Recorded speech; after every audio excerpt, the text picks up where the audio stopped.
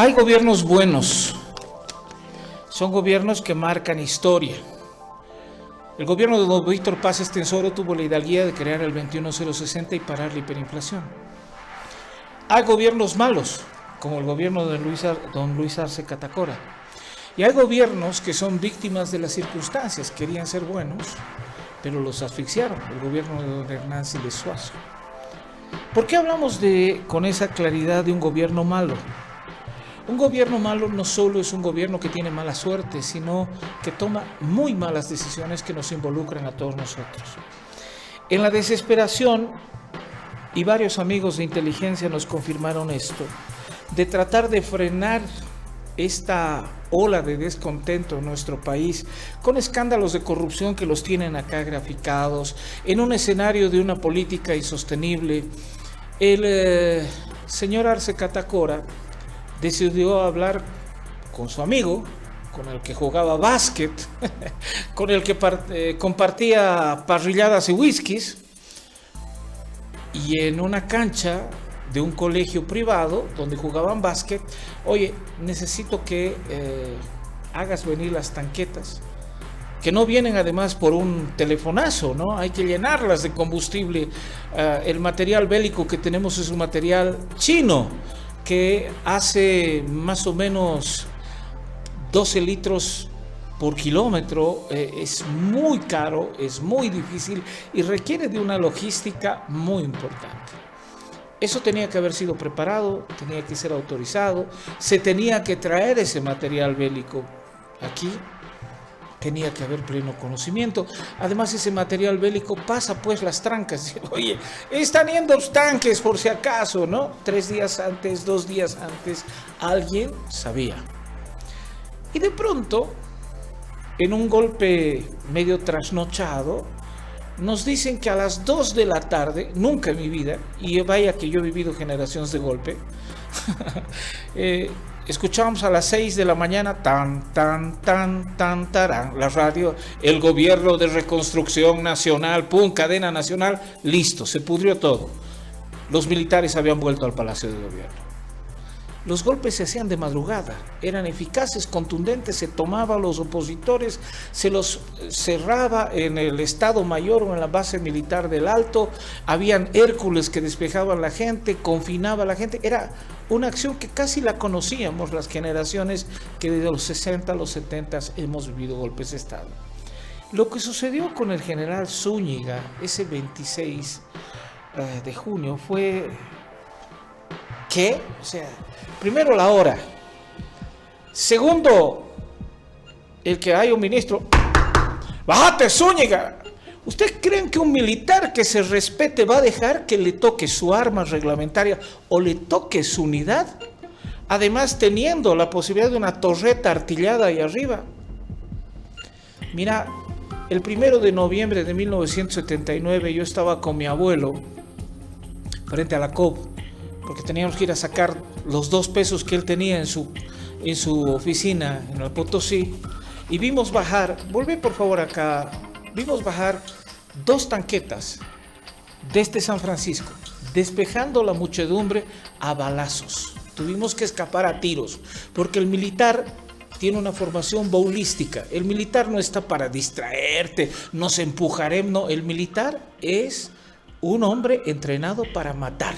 Es el último recurso que emplea un Estado que tiene el monopolio de la fuerza.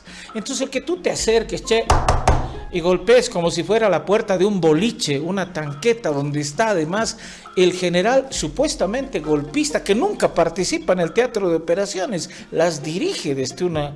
era muy curioso. Pero todo esto ha sido realmente surrealista. Además, se presentó un documental donde se involucró un montón de gente que se la metió a la cárcel. Se lo hizo en el auditorium del Banco Central de Bolivia, que no se había abierto para otra cosa que no sea para este show, para tratar, dice una frase, ¿no? Cuando mientes, tienes que mentir 7 veces más para que tu mentira sea creíble, ¿no? No coincidían los tiempos, no coincidían los diálogos, no coincidía supuestamente todo lo que sucedió en torno a este, entre comillas, golpe. Bueno, repasemos un poquito ese documental que hizo Eduardo del Castillo, un chiquitín, por favor. El pasado 26 de junio, un grupo aislado de las Fuerzas Armadas trató de ejecutar un golpe de Estado militar con apoyo civil, buscando interrumpir la democracia en nuestro país. El grueso de las Fuerzas Armadas permaneció leal a la Constitución y a las instituciones democráticas.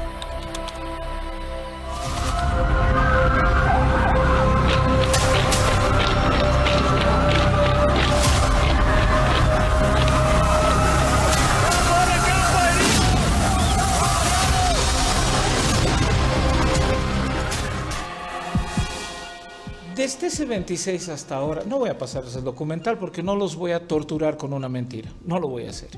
He tenido el chance de hablar con varios militares que están detenidos. Hace una semana atrás hablé con un jefe de inteligencia, no voy a dar su nombre, que me decía no teníamos ni siquiera dotación de balas para nuestras armas. O sea, era un golpe que no se había abierto el polígono para las cargas. Esos PMs tenían su palo y buenas intenciones. ¿Ustedes creen? Además, un grupo, las Fuerzas Armadas no toman decisiones en grupo. Los comandantes de las fuerzas toman en el Estado, por eso se llama Estado Mayor, toman las decisiones operativas. Y en función de esas decisiones operativas se pone un plan de ejecución. Y ese plan de ejecución tiene una logística que se le planifica meses antes. Dice que García Meza había planificado su golpe el 17 de julio, un año antes. Y se preparan golpes de mano, que son acciones que justifiquen el golpe. O sea, se toman acciones. Para que llegue Alberto Natush Bush, se secuestró a don Luis Espinal, se coloca explosivos en distintos lugares. O sea, la gente experta en prepararte la psicosis del golpe, y los que hemos vivido golpes sabemos por dónde viene la mano. García Meza hizo explotar a través de el que era su ministro de gobierno después en el golpe, el avión donde estaba Jaime Paz Zamora. O sea, les estoy relatando cosas que a veces en la historia nos olvidamos. Los golpes no son de a buenas, los golpes son con violencia y con sangre. O sea, no puedes tú, un militar que está en una situación ya de insurrección, no puedes decirle, ay, che, ¿qué te pasa? Bájate, nos agarraron a puñetes. O sea, eso no existe, de verdad no existe. Y quienes hemos ido al servicio militar, yo no pude hacer porque uso lentes y tengo pie plano, pero sabemos lo que es la disciplina militar en los días que hemos estado ahí adentro metidos. Ahí no hay chance. Hoy día quiero decirles que en la injusticia de esta pantomima, hay militares de carrera que fueron obligados a ser parte de esto. Claro, si tu comandante te dice, vaya y ponga orden en la Plaza Murillo, tú vas, pero porque estés convencido de que quieras romper la democracia en nuestro país, parece una distancia muy grande que hasta hoy, a 100 días de un gobierno democrático, siguen siendo rehenes de una mentira. Y esa es la crónica que yo voy a poner hoy día. Rehenes de una mentira. ¿Por qué no los liberan? ¿Por qué los dan de baja sin un juicio de un tribunal militar? Están bajo bandera. Ellos tendrían que ser procesados bajo un tribunal de justicia militar. ¿Por qué se los pasa a la justicia ordinaria? ¿Por qué se los mueve en distintos centros penitenciarios, como en el caso Aramayo, sometiéndolos a condiciones infrahumanas? Algunos ni siquiera pueden ver la luz del sol, están en calabozos oscuros guardados. Y ojo que no estoy haciendo olas, estoy haciendo justicia, y esto tiene que defenderse en la arena que corresponde. Acá hay 3 damas que son esposas, una de ellas es mamá de uno de estos militares, y le pedí que venga acá, porque saben que una cosa es lo que yo puedo tener desde adentro y otra cosa es lo que es la realidad. Quiero en primera instancia saludar la presencia de Daime Ogerio, que es profesional en las leyes. Doctor, gracias por venir, es un gusto tenerlo acá en el programa. Bienvenido. Muchísimas gracias. Él es el representante legal que ayuda a estas mujeres a tratar de conseguir Justicia. Quiero darle la bienvenida a Olga Sempertegui. Señora, mi solidaridad por lo que usted está pasando, doña Olga. Gracias por estar conmigo. Y darle la bienvenida a Jimena Silva y a Nubia de Barberí, que son esposas. Un gusto tenerlas, señoras. Hubiera querido conocerlas en otras circunstancias. Doctor, he tratado de resumir lo que siento subjetivamente. Ha sido una pantomima, pero una pantomima que está llevando a familias a que sigan siendo víctimas de este caso. Cuéntenos. A ver, sí, hay que dividir la situación en dos temas fundamentales. Uno, los hechos que nacen el 26 de junio del 2024 y generan situaciones jurídico-administrativas que se están ventilando en el tribunal ordinario, y la que yo estoy manejando, que es totalmente no diferente, tienen la misma matriz, pero es en el área constitucional. Yo he asumido la responsabilidad de llevar adelante la exigencia de los derechos humanos de las familias de los militares privados de libertad por el 26 de julio. ¿Sí? Entonces, el hecho generador, la farsa, la pantomima, ha generado efectos jurídicos, ¿sí?, lapidarios para la familia. Allá los que supuestamente, porque tiene que haber un proceso para saber quiénes fueron y quiénes no fueron, de lo cual las familias están conscientes, porque en algún momento se tiene que ver quién fue el que dijo y quién fue el que no dijo y quién estuvo y quién no estuvo. Pero en lo que nos compete al área constitucional, tienen que ver que las señoras, madres de familia, y los niños, y las niñas, y los adolescentes, y los adultos mayores, sean respetados en sus derechos fundamentales. ¿Seguro? ¿Qué sucede aquí en la constitucionalidad, querido hermano? En la constitucionalidad nosotros al vernos privados de lo esencial que es el salario y la salud, iniciamos un proceso de recursos de amparo constitucional. Hemos hecho un amparo en la ciudad del Alto, hemos conseguido la tutela parcial, tengo que decirles, porque solamente les han dado a una parte, a las que tienen hijitos con problemas, llámese síndrome de Down, o en el caso de la señora Jimena, un posoperatorio que nunca se llevó a cabo porque ese día terminaba, tendría que entrar a la sala de posoperatorio, pero como ya no había plata y el seguro dejó de pagar por ellos, agarran y nos sacan a la calle. O sea, esas situaciones han marcado un antes y un después en la vida institucional de mi ejército, ¿no? Porque yo como oficial del ejército he vivido lo que es la vida militar, a mí nadie me la va a contar, ¿no? Yo sé cómo es ahí adentro. Entonces, ganamos eso, nos dan parcialmente, pero nos falta la plata, pues, ¿no?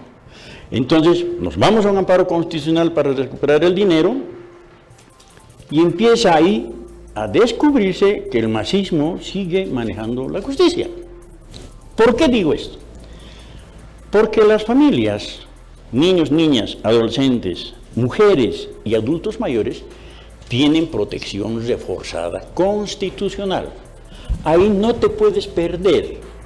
Y si yo presento mi amparo constitucional, como ese es el segundo amparo constitucional, a la Sala Primera Constitucional, el 26 de septiembre, ¿no?, metemos el primer amparo. Nos dan día, fecha y hora un mes después, cuando la doctrina constitucional, Juan Carlos, dice que al ser sectores altamente vulnerables, en 3 días debe darse día, fecha y hora. No, pero a Angles, tengo que decir con nombre y apellido, Angles es su apellido, Angles, era el presidente de la Sala Constitucional Primera, a la cual he tenido que recurrir al extremo de quejarme al Tribunal Supremo de Justicia antes que al Consejo de la Magistratura, por motivos obvios, pues, ¿no?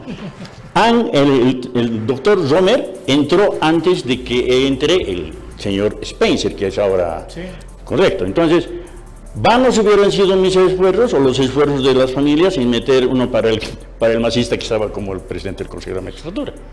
Bien, ahora, ¿qué ha pasado en esto?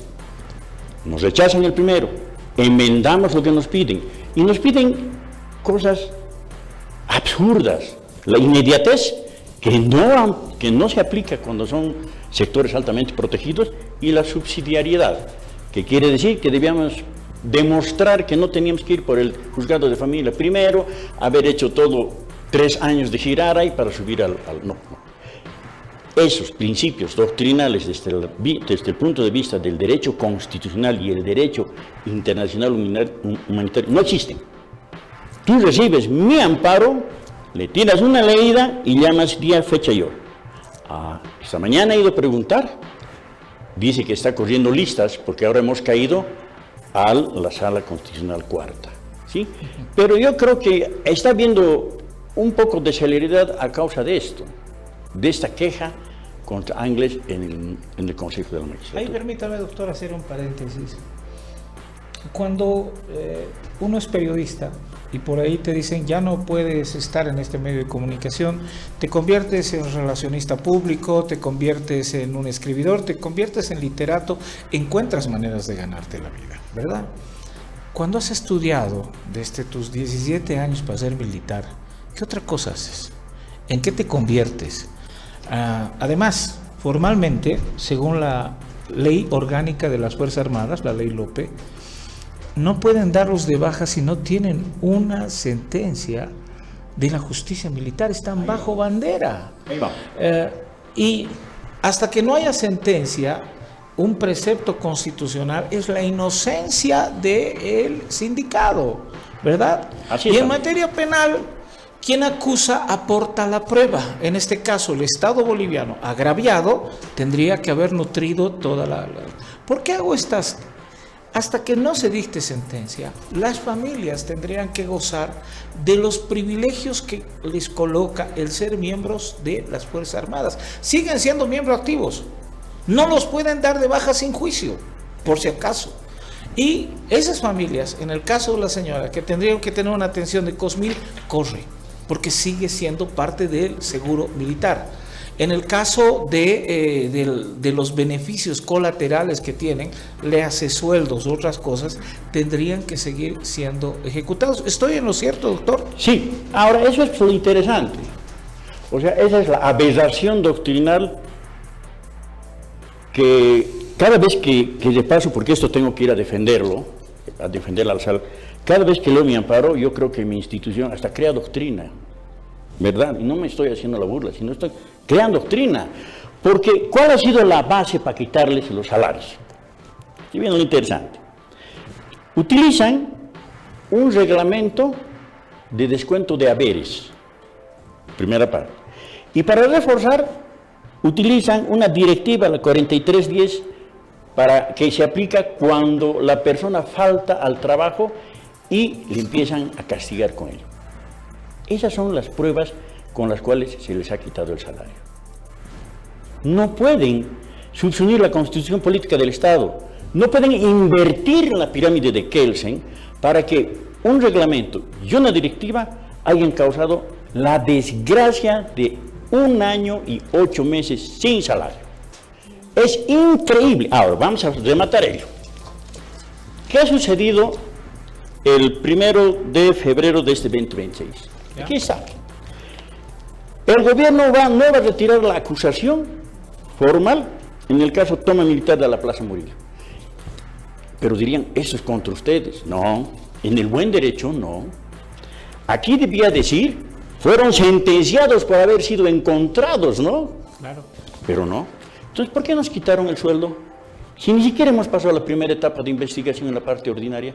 Es por eso que luego construir este amparo constitucional, por segunda vez, rechazar en la sala primera constitucional, porque no tenemos sentencia ejecutoriada. Y Juan Carlos, ¿cuándo se le quita al boliviano el derecho al salario, entre otros derechos? Fácil. Cuando ha prestado servicio en fuerzas enemigas, cuando ha pasado información al enemigo, y cuando ha hecho lo que ha hecho el gerente de EMAPA, tirarse la plata de los bolivianos para su beneficio. Y en esas 3 categorías, mis camaradas, no caen. No sé. En mi defensa es solamente un mero pagador. Y el comando de ejército le echaba la culpa, pues, vayan a cobrar allá. Es falso, porque las listas las envía el comando de ejército. O sea, ha habido dolo. lo han hecho intencionadamente. Y fíjese, aquí está el caso del coronel Julio Omar Buitrago Semperti. Con esto justifican el quitarles el salario, con este reglamento y con esta directiva. Y así están. Oye, ¿cómo pretendían que vaya a su trabajo si estaba encarcelado? Pero, a ver, esa es una de las grandes aberraciones. Por eso le digo, y lo siento, porque al final de cuentas, yo voy a terminar porque quiero darles cabida a los señores. Juan Carlos, la historia que dice, guerra del agua, el gobierno, o el Estado a través del gobierno, los generales a la cárcel. Sí. ¿Correcto? Guerra del gas, general Baylis, general Rocabado, a Sucre a la cárcel. Aquí va a ser al revés. Estos señores oficiales que han sido imputados, familias humilladas, dignidad tirada al piso, las señoras llorando por inscribir a sus... No, nosotros los vamos a demandar a los generales de las gestiones 23, 24, 25, 26 por comisión y omisión. Eso va a marcar un antes y un después dentro de mi institución. ¿Sabe, doctor? Yo tengo miedo. Sabemos que hay fuerzas fácticas en nuestro país.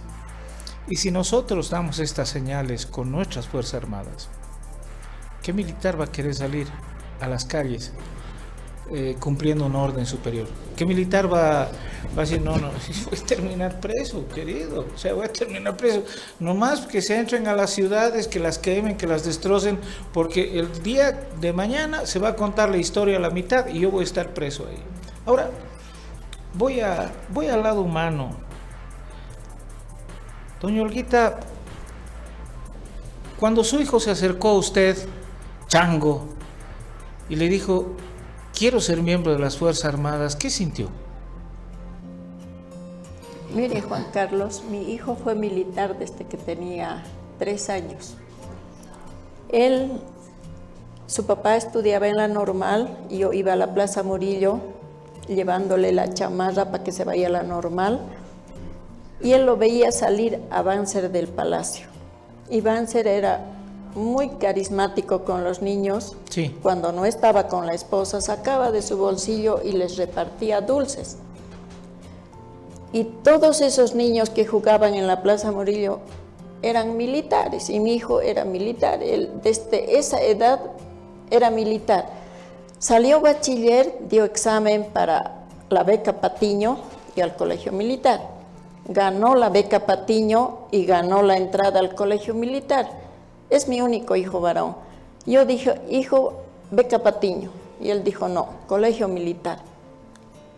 Entonces fue militar desde sus 3 años. No había manera de cambiar. No había su forma de que pensar. lo cambie.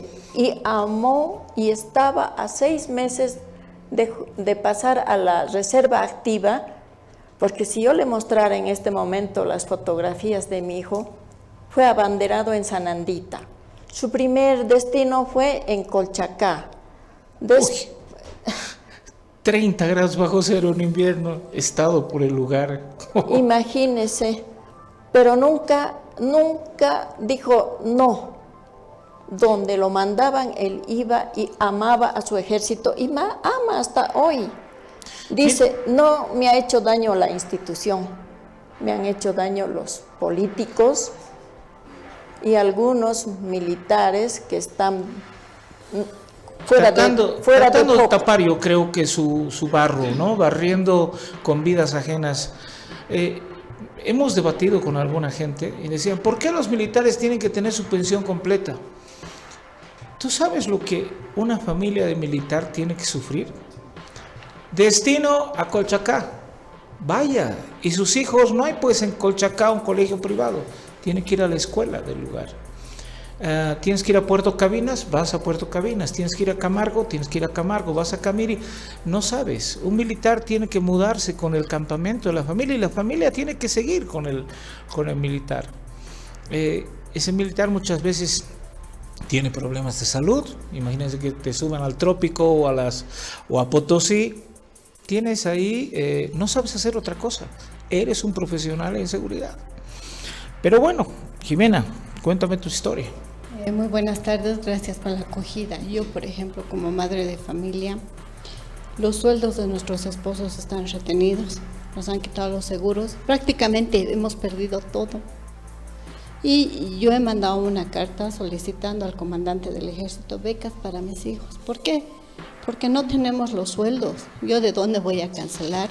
Aparte que esto ha sido una persecución política. A mis cuñadas las han sacado de sus trabajos.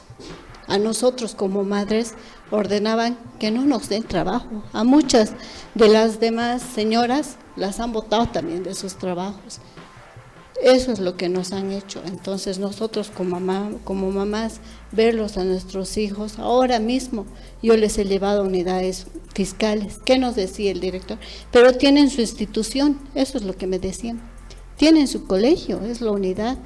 Entonces, como yo le vuelvo a decir, son hijos de militares, porque lo sigue siendo.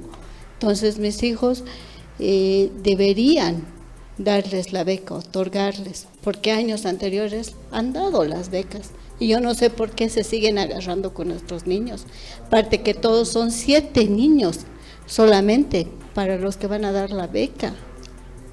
Nubia, el caso suyo.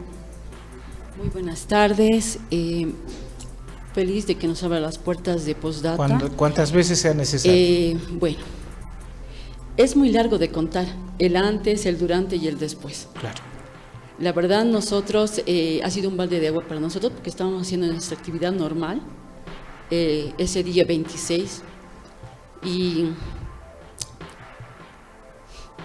¿qué puedo decirle? Se nos derrumbó el mundo. Tranquila, Nubia. Tranquila. Desde ese momento nosotros empezamos a ser madres y padres en nuestro hogar.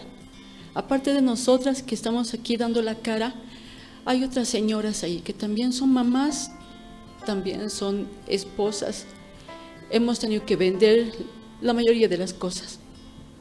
Hemos tenido que deshacernos muchas de nuestros animalitos porque no teníamos con qué darles de comer. A mi esposo es el teniente coronel Raúl Barberí, que era el comandante de la PM. Lo sacaron con una orden en la mañana.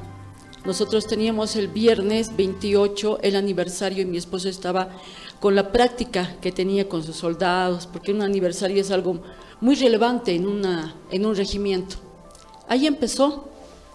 Yo había ido lunes, martes, tenía que ir ese miércoles en la tarde también para ver lo del catering y demás.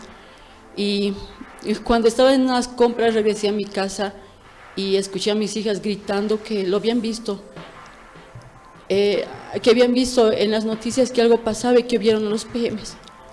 Al día siguiente, ese día ya mi esposo no regresó porque él se quedó en su oficina en la PM. Esperando, me llamó él, me dijo, estoy esperando, hijita, ¿qué me van a decir? El general Sánchez pasó por la oficina y le dijo, no te preocupes, Barberí, tranquilo. Miró dónde estaba, vio que él sabía que estaba en su oficina y a la 1, más o menos el primer día, entre la 1:15, 1:30, el viceministro Aguilera lo llamó al celular y me pregunto yo quién le dio el número de mi esposo para que lo ubique, y así empezaron a ubicarlos a todos los demás militares en sus casas, algunos en sus oficinas, y desde ese momento a mí me llamó y me dijo, me está llamando el viceministro, voy a ir, hijita. Mi esposo no tenía conocimiento como todos los demás, lo sacaron de un momento a otro. Si hubiera tenido conocimiento hasta hubiera firmado, creo que una orden escrita, como dicen ellos. Aquí tenemos que los han sacado con una orden del momento. Desde ese momento empezó nuestro calvario. Nunca habíamos pisado FELCC, no sabíamos, en este transcurso de este proceso, muchas de las señoras nos han engañado los abogados. Hemos cambiado como 3, 4 abogados, lastimosamente encontrarlos porque no nos conocíamos entre nosotras. Nos hemos reunido y gracias a Dios hemos encontrado al doctor Geria. El doctor Geria empezó con nosotros esto nosotras dos nos armamos de valor porque tocaba nuestra puerta el día 3 de julio. Tocaron nuestra puerta y nos dejaban el memorándum de desalojo. Teníamos 10 días para desalojar la vivienda. Empezamos a corretear, por eso fue algo, no entiendo hasta ahora si fue armado, porque al mismo tiempo el ejército se fue contra nosotras, al mismo tiempo estaba en lo ordinario. Son dos procesos que al mismo tiempo empezaron con nuestros esposos. Y nosotros, entre los papeles de que hay que presentar y todo, fue la verdad muy, muy traumante para nosotros. Hasta el momento seguimos viviendo la pesadilla con nuestros hijos. Yo la acompañé a Jimena en este trámite de ver a su niño, que lo habían sacado con la herida abierta aún, al hogar. Y ahí empezamos, las dos. Cuando tocaban la casa, nos dejaban, no es horario administrativo para que dejen un memorándum, 9:15 de la noche, a la hora del almuerzo, cuando estaban nuestros niños. El 27 de junio mis hijas lo vieron a su padre salir en la televisión con el chaleco de aprendido como un vil delincuente, lo mostraron. Mi esposo tiene, sumando los 5 años del colegio militar, tiene 28 años de ser militar y 23 años que ya él es teniente coronel. Y la verdad estamos luchando, las otras señoras también nos han metido miedo desde el principio. Patrullaban las viviendas,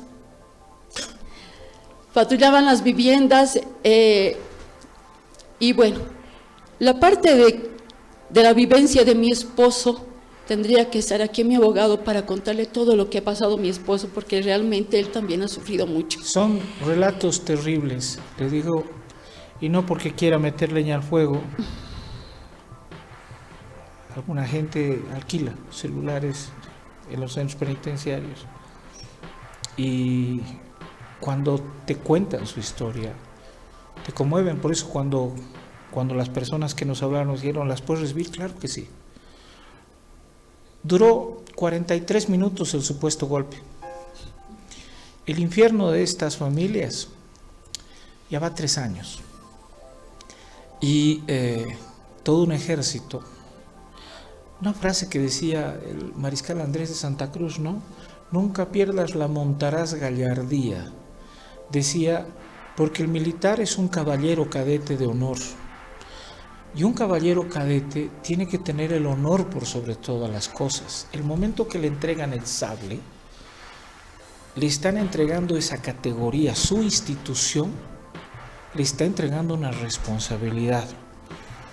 Que hayan habido jefes militares que se vayan contra niños, que saquen un niño con una herida del hospital, que los persigan y no les permitan entrar a la escuela, sin que haya una sentencia. Y yo creo que vamos a terminar este proceso porque la verdad siempre triunfa, con una sentencia de absolución. ¿Cómo les van a devolver estos 3 años de angustia? No estoy hablando de solo las pérdidas económicas, sino estoy hablando de lo que el doctor Diamond nos decía, voy a ir a enjuiciar a los jefes.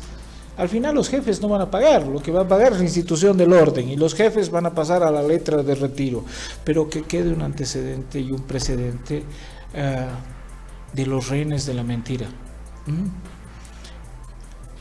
Les puedo decir que hay torturas, hay vejámenes, hay silenciamientos en los centros penitenciarios de los enjuiciados, ¿sí?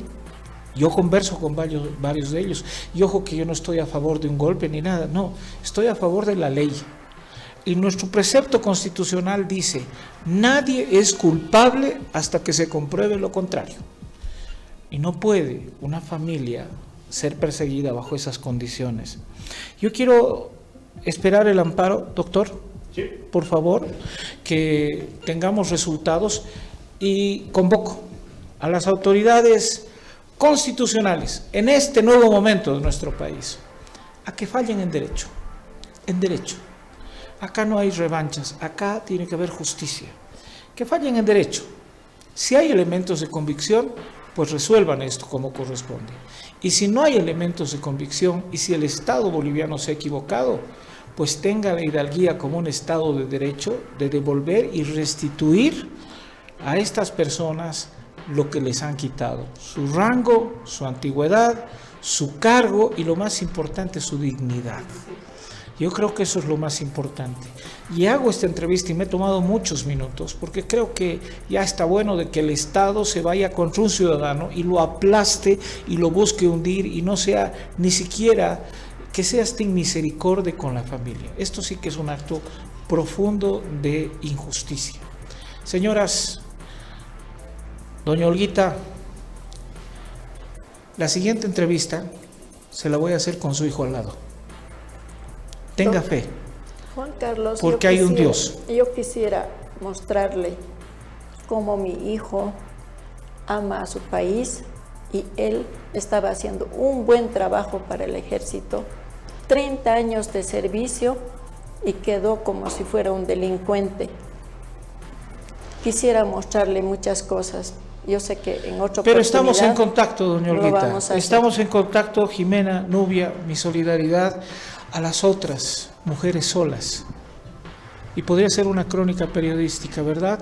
Las mujeres solas del 26 de junio. Sí.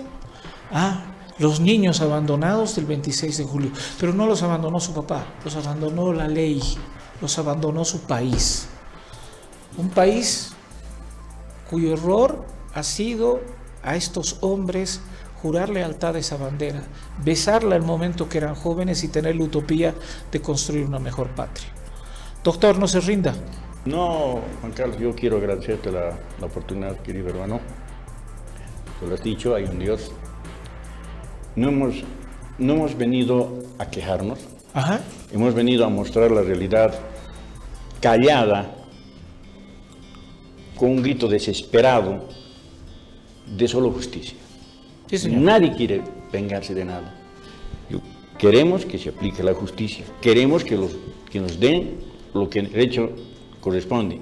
¿Quién le debe volver al coronel Buitrago sus años efectivos de servicio?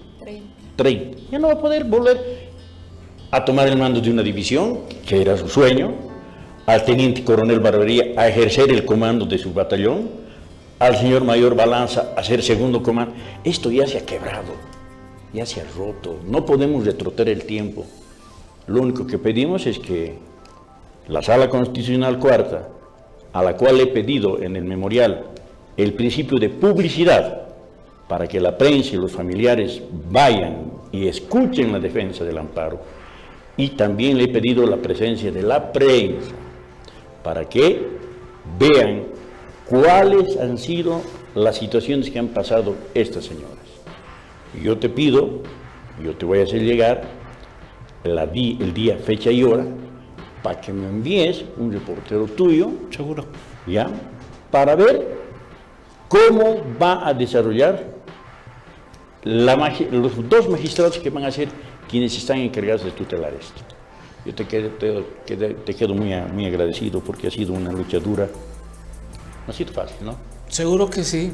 Miren, yo he estado en Sanandita y al ver el valor y la gallardía de nuestras Fuerzas Armadas, uno siente orgullo. Pero más orgullo siente al ver la camaradería. Esa lealtad que tú camines medio agachado cuando otra persona tu camarada está disparando una metralleta. Y que tengas la confianza de que no te va a matar. Porque es tu camarada. En este caso, ese valor no puede ser echado a menos.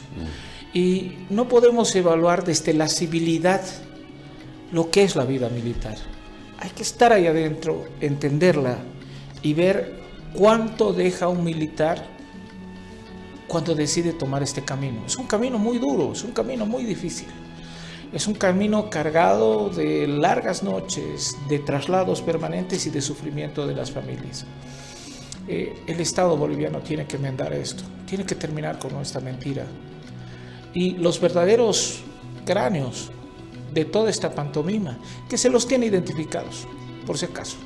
¿Ah? Se los tiene bien señalados y se los tiene identificados, deben dar cuentas a la historia. Por haber puesto al país en zozobra en 43 minutos, pero haber puesto el país en zozobra, nuestra democracia en cuestión, para montar una pantomima, para ganarle 15 minutos de popularidad a un hombre que se fue tristemente y hoy guarda detención en San Pedro, porque hizo un mal gobierno, no solo un gobierno malo, fue una mala persona, e hicieron las cosas mal. Dios hará justicia, sí Señor, por la justicia, porque nadie sea juzgado sin un juicio. Ese es nuestro punto de vista.